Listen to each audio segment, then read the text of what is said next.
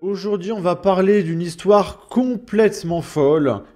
Il y a le maire de Béziers qui s'appelle Robert Ménard qui risque jusqu'à 5 ans de prison et 75 000 euros d'amende et une peine d'inéligibilité parce qu'il a annulé un mariage. Pourquoi? Le monsieur qui voulait se marier était un individu sous OQTF. Et il voulait se marier pour avoir des papiers. Et le maire, il a dit non.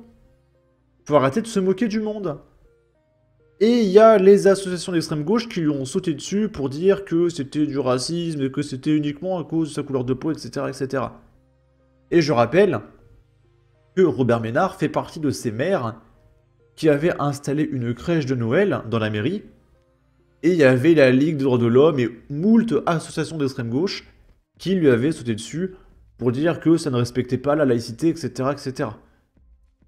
Alors que dans le même temps, il y a directement des élus de la France insoumise en voile islamique à l'Assemblée nationale. Et là, la laïcité, ça nous passe au-dessus de la tête. Hein, d'accord? Il y a des députés LFI qui ont fêté l'Aïd.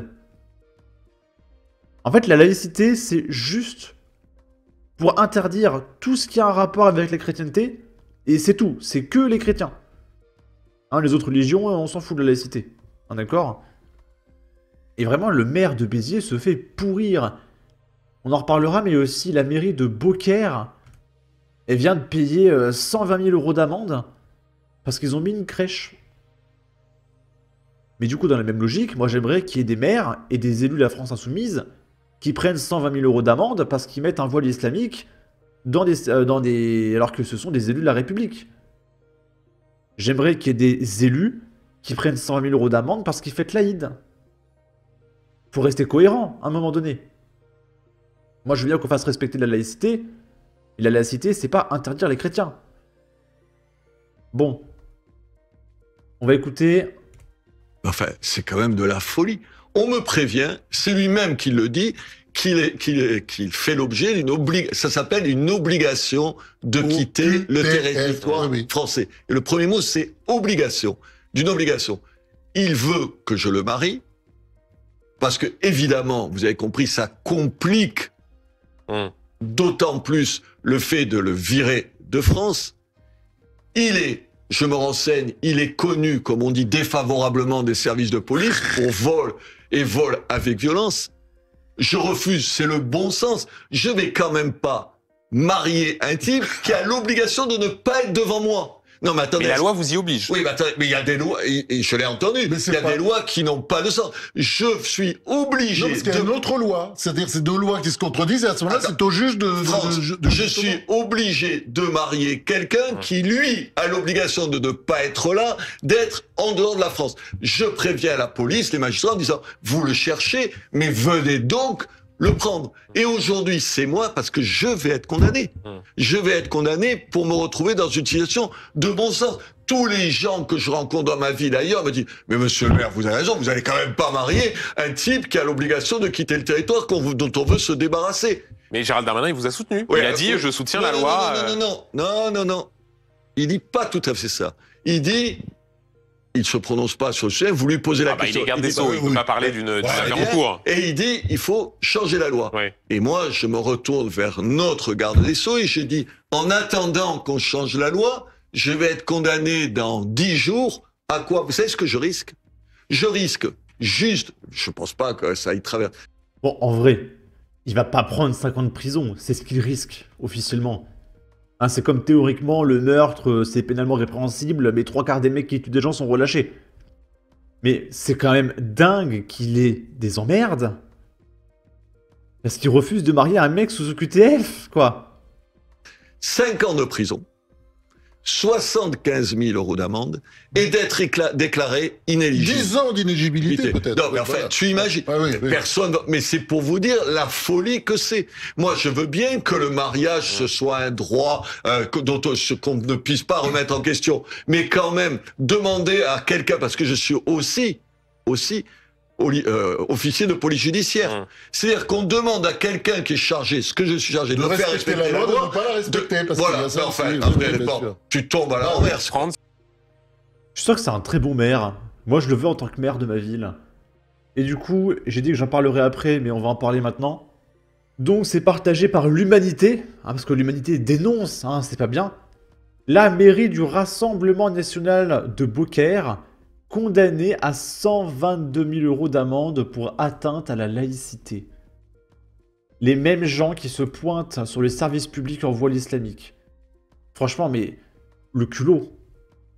Vous n'avez pas honte, quoi. C'est incroyable. Il est condamné, hein. C'est pas ce qu'il... Là, pour le coup, c'est pas ce qu'il risque, hein. Il est condamné. Alors, je sais pas qui va payer. Est-ce que c'est Nicolas? Est-ce que c'est le maire?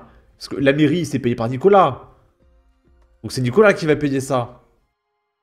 Le 20 décembre 2024, le tribunal, donc à 4 jours de Noël, avait ordonné son démontage dans les 48 heures sous peine d'astreinte de 1 000 € par jour, devant un refus du maire d'extrême méga giga droite de respecter la loi et de se plier à cette décision, sachant que il y a certaines communautés, là, il n'y a pas besoin de faire respecter la loi. Là, Une première condamnation à 19 000 € d'amende a été prononcée le 13 janvier, et le montant de l'astreinte a été porté à 5 000 € par jour. La crèche a finalement été démontée le 2 février, parce que c'est la fin de Noël. Cette décision va dans le bon sens, a expliqué à l'AFP Francis Lab de la Ligue des droits de l'homme de Beaucaire. Car la municipalité qui bafoue le principe de laïcité depuis 2014, je rappelle, ça concerne que les chrétiens, n'avait été jusqu'à présent que peu sanctionnée. Voilà. Et les mêmes mecs qui vont soutenir la fête de l'Aïd avec la mairie, etc. Oui, bien sûr, ok. Et du coup, il y a la mairie de Beaucaire, c'est ici, qui appelle aux dons pour financer l'exposition de la crèche de 2025 et de 2026 et les festivités de Noël. Parce qu'en gros, vu qu'ils se prennent des amendes, eh bien, ils demandent à la population de financer les amendes de l'État, quoi. On en est réduit à là. Et ils précisent que les dons sont déductibles à 66% des impôts. Donc, si ils arrivent à tenir le coup, c'est que vraiment, ils ont une population absolument extraordinaire. Vraiment. Bon. Ah, tiens, il y a un mec qui a fait un don. Ok. C'est énervant. C'est très énervant. Là, il y a Marcel qui réagit à Robert Ménard, qui risquait de la prison. Mais qu'il les bouffe! Ça lui apprendra que le racisme n'est pas au-dessus des lois. Parce que oui, ne pas marier un OQTF, c'est du racisme. Et il ne manquera pas à Béziers vu qu'il passe sa vie sur les plateaux parisiens. Ce serait un régal que Ménard disparaisse de la vie publique. Et il y a un mec qui rappelle, un maire n'a pas à marier une personne en situation irrégulière et qui essaye un mariage bidon pour éviter d'être expulsé. Encore une absurdité qui doit être corrigée au plus vite. Mais vous vous rendez compte? C'est du racisme. De ne pas marier un individu sous OQTF qui est là pour faire ses papiers. Vraiment, mais les gauchistes sont des demeurés, hein. Bon. Là, on est à la prison de Béziers. Voilà, vu qu'on parlait de Béziers. Il y a un mec qui s'appelle Mougli, qui fait 300 000 € de gains en 8 mois depuis sa cellule en faisant du proxénétisme. Il sera aussi impliqué dans un braquage dans lequel un adolescent de 15 ans a perdu la vie. Surnommé Mougli, cet homme de 28 ans ne ressemble en rien au héros du célèbre dessin animé de Disney. Déjà mis en examen pour proxénétisme et condamné à 25 ans de prison pour avoir éclaté sa femme, comme Adrien Quatennens ou Sébastien Delogu, de la France Insoumise, il est désormais suspecté d'être à l'origine de la mort de Dylan, tué d'une balle dans la tête à Toulouse le 6 janvier 2024. La justice le soupçonne d'avoir gagné près de 300 000 € en 8 mois. Comment un détenu a-t-il pu amasser une telle somme, recruter et diriger un réseau criminel, le tout depuis sa cellule? L'engrenage commence par une banale discussion sur un réseau social. Condamné en 2018 à 25 ans de prison pour avoir défoncé sa femme, qui a fini par mettre fin à ses jours. Le criminel avec un smartphone s'inscrit sur le site Beutelechat. Franchement, mais leur nom. Et discute rapidement avec une dame. Celle-ci veut vendre son corps et vivre de ses revenus. Mais elle cherche un associé pour la protéger. Et tout ça, c'est possible Parce qu'en prison française, on a droit à TikTok, on a une connexion internet, etc. C'est génial. Saisissant l'opportunité, Mowgli avait recruté des hommes de main grâce à internet. Ces jeunes majeurs suivent ses ordres. Dans un premier temps, la gamine garde 50% des gains, l'autre moitié est partagée entre le proxénète et ses sbires. Très vite, d'autres gagneuses rejoignent l'organisation. Des dizaines de mineurs sont sous la coupe du prisonnier. Tout bascule lorsque ses employés apprennent que leur chef n'est pas vraiment marseillais et dirige depuis le centre pénitentiaire. Il devient fou de rage en découvrant que les lycéens de Muret ont monté leur propre réseau très lucratif. Pour se venger, il est soupçonné d'avoir convaincu une équipe d'aller braquer ses anciens salariés. Et du coup, le 6 janvier 2024, à Toulouse, Dylan, âgé de 15 ans, meurt d'une balle dans la tête. Donc même en tôle, les mecs arrivent à tuer des gens.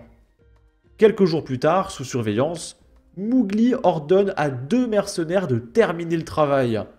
Ces 2 individus, armés d'un couteau, sont interceptés à Toulouse par la BRI avant leur passage à l'acte. Et le mec, il est toujours en prison. Hein, donc Mowgli continue, il va repayer des mecs et puis ils vont y réussir. Hein, il faut finir le travail. Là, on est toujours à Béziers. Il y a eu un refus d'obtempérer. Donc je précise au modérateur de YouTube, il se passe rien. Calmez-vous. Bon, je montre par à coup. Donc il y a un mec en moto, voilà, il est poursuivi. Et là, hop, il descend. Et il va laisser sa moto par terre. Hop, il la jette par terre. Ça fait boum. Donc là, je coupe parce que YouTube n'aime pas les booms. Et le policier sort de la voiture et va courir après le mec.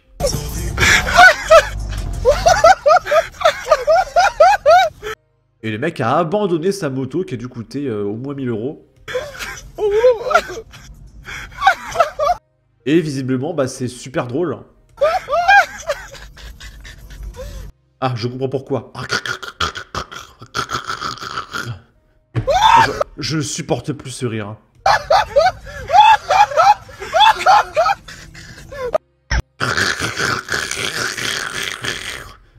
Désolé, ça m'énerve. Bon, sur ce, n'hésitez pas à donner votre avis, votre opinion, à partager, liker, commenter. Ça aidera au référencement de la vidéo sur YouTube. Abonnez-vous, suivez-moi sur Twitter. Prenez soin de vous. Salut!